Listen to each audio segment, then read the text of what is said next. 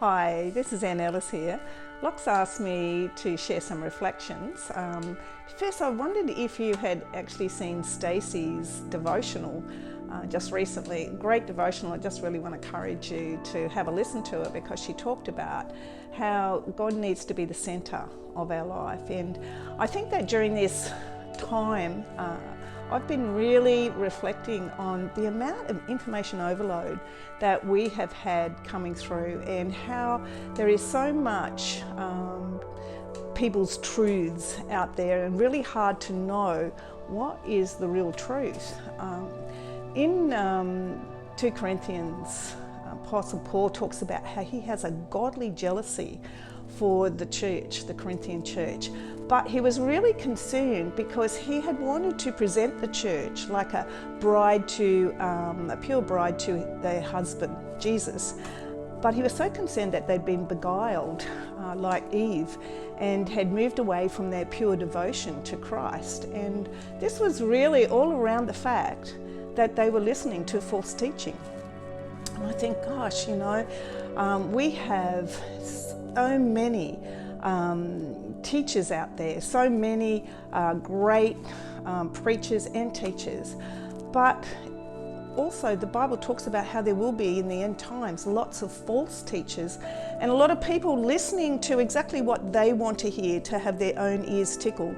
And it says that in 2 Timothy around that. It warns us to be careful of that. So I'm thinking a lot about, how do we be discerning? How do we know what the truth is? There's a lot of relative truth, what people think there's relative truth, but really, Jesus said he is the only truth. He's the only way, he's the only life, he's the only truth. And his word is our standard of truth.